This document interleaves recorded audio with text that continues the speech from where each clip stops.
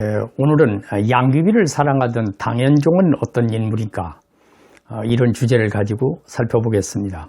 당현종은 이름이 이윤기고 당나라 6대 황제이기도 합니다.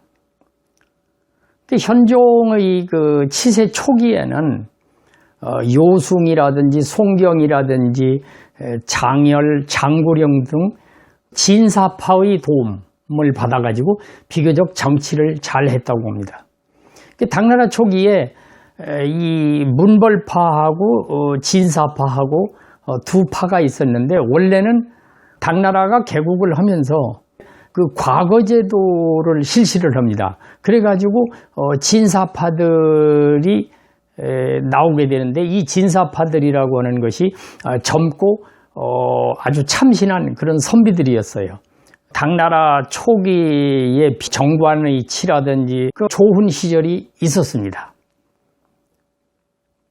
현종도 그 진사파의 도움을 받아서 정치를 비교적 잘 이끌어 갔는데, 주로 어떤 정책을 했느냐면은 그 안으로는 그 민생 안전을 위해서 그 좋은 계량과 둔전 개발을 해가지고 경제를 충실히 했다고 합니다. 그리고 부병제의 그 붕괴에 대비해서 신병제를 실시했다. 밖으로는 동돌궐이라든지 토번이라든지 거란이라든지 이런 나라들과의 대치를 하는데 국방을 튼튼히 해가지고 개원 천보 시대에 수십 년 동안은 태평성대를 구가했다.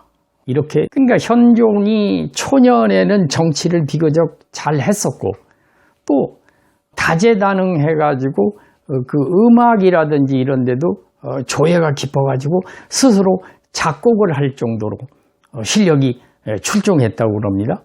그리고 글씨는 당대의 명필가였다, 이렇게 전해지고 있습니다. 그런데 현종이 여성 편력이 좀 많아서 비빈이 32명이나 됐다고 합니다. 그 중에 가장 그 사랑하던 그 무혜비가 있었는데, 무혜비가 39살의 세상을 떠나고 나서부터 마음의 상처를 입어서 정치에 염증을 느끼게 됩니다. 무혜비는 측천무의 친정 가족 중 한 사람인데, 무혜비에게는 그 측천무가 고모 할머니가 된다고 합니다. 무혜비가 죽기 전에는 그 문벌파의 한 사람인 그 이림보라는 사람을 추천해가지고 재상에 오르게 했어요. 두 사람은 정치적 동지가 됩니다. 그 이유는 당시 그 태자가 있었는데 자기 아들 수왕을 안치려고 하는 그 무혜비의 어떤 욕심하고, 또 무혜비를 통해서 입신출세를 하겠다는 이림보의 그 목표가 서로 맞아떨어져 가지고 정치적으로 가까웠던 것으로 보여집니다.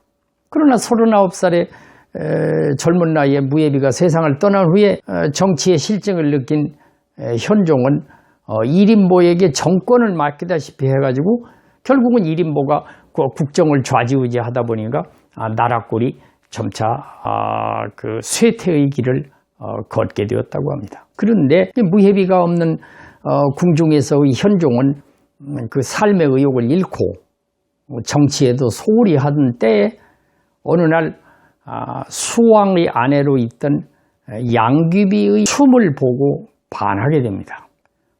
현종은 양귀비에게 욕심을 내게 되는데, 아무리 무소불위의 권력을 가진 황제라 하더라도 며느리를 자기가 차지하기는 그 당시 어렵다고 판단을 해가지고 본인의 뜻이다, 이제 이렇게 말을 하고 남편 수왕하고는 이혼을 하게 됩니다.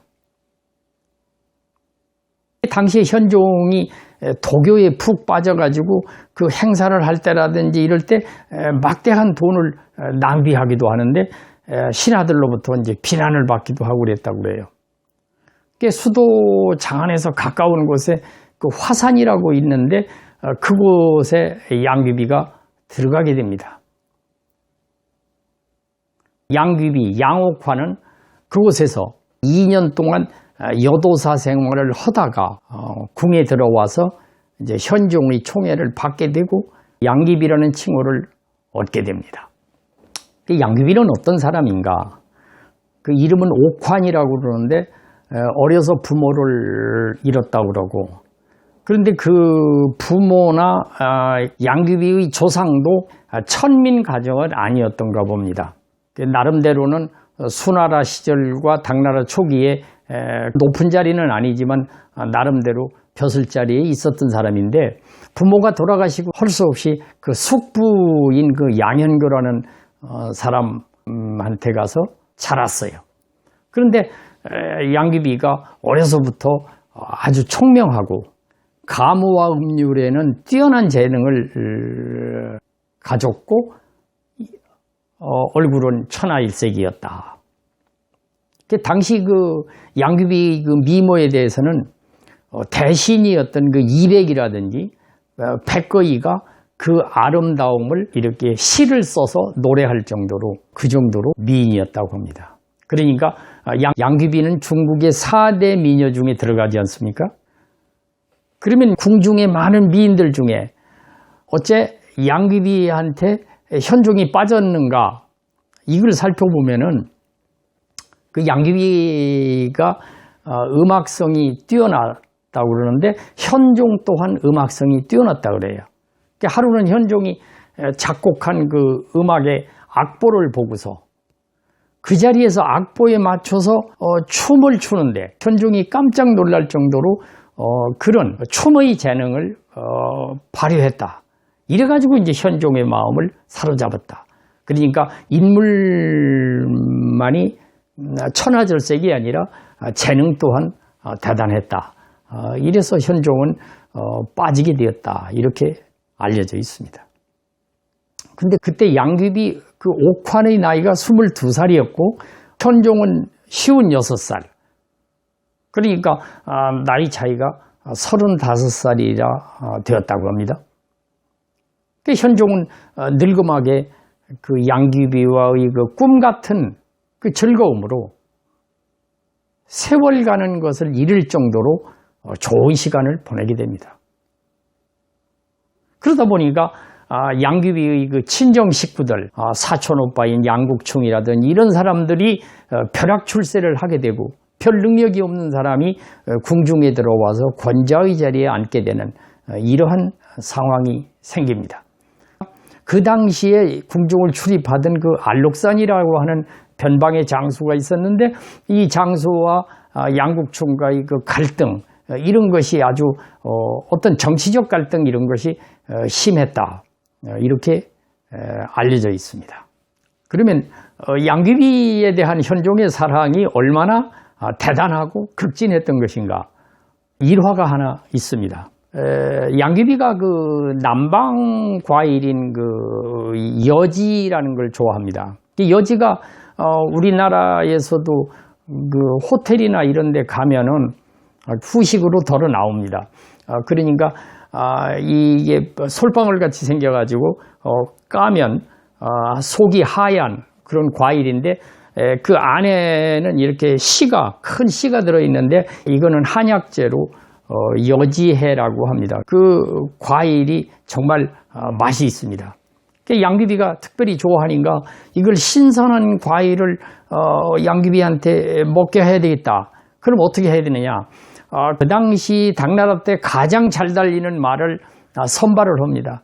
말을 한 필이 아무리 잘 달려도 과일 산지에서 그 수도 장안까지 오는 데는 시간이 많이 걸리니까 좀 더 빨리 달리기 위해서 중간에 역참이 있는데 거기에 아주 잘 달리는 말을 기다리게 해가지고 이어 달리기를 해서 가장 빠른 시간 내에 신선한 과일을 양귀비한테 먹이겠다. 이래가지고 특별히 현종이 지시를 해서 그렇게 시행을 했다는 거예요.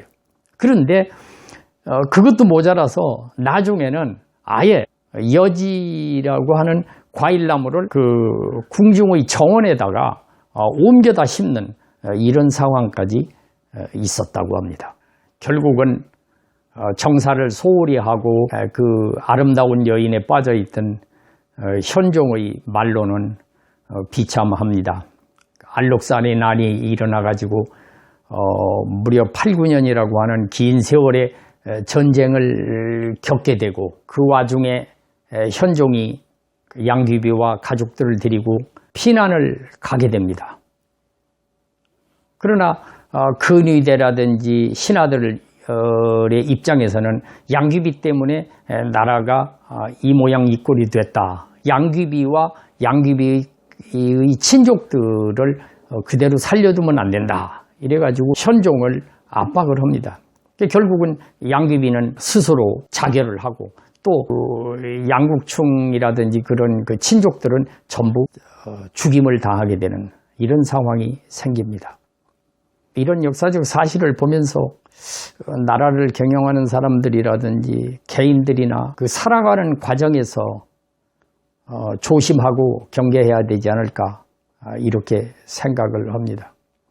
현종이 실패한 것을 보면은 두 가지로 보는데 하나는 초심을 잃었다는 것이고 하나는 미인한테 빠져서 정사를 제대로 돌보지 않았다 이렇게 볼 수가 있습니다. 그러니까 현종이 개원의 치라 그래가지고 초기에 정치를 아주 잘했던 시절이 있었는데 비하면 후에 정치를 잘못했다. 이것은 초심을 잃었다 이런 거고 또 중국에서 가장 아름다운 미녀 4명을 꼽는데 그 아름다운 미녀 중에 한 사람인 양귀비를 너무 좋아했던 그리고 정치를 소홀히 했던 그 현종의 잘못이 크다고 할 수 있습니다. 알록산의 난리 중에 그 두보가 썼다는 그 사회시 시가 꽤 여러 편이 있습니다. 뭐 소콜이라든지 뭐 여러 가지 그 시가 있는데 그 시를 보면은 그때 당시에 그 민초들의 참상을 아주 상세하게 묘사하고 있습니다. 결국 당나라는 알록산의 난을 기점으로 해가지고 국군이 쇠퇴하고 나라가 기울었다. 경국지색이라고는 말이 맞는 얘기 같고요. 국가 지도자는 물론이고 개인도 초심을 잃지 않고 정도를 걸으면서 주어진 소임을 잘 해나가는 그러한 지혜가 필요한 게 아닌가 싶습니다. 오늘은 양귀비에게 빠져서 정사를 제대로 돌보지 않았던 당현종에 대해서 살펴봤습니다.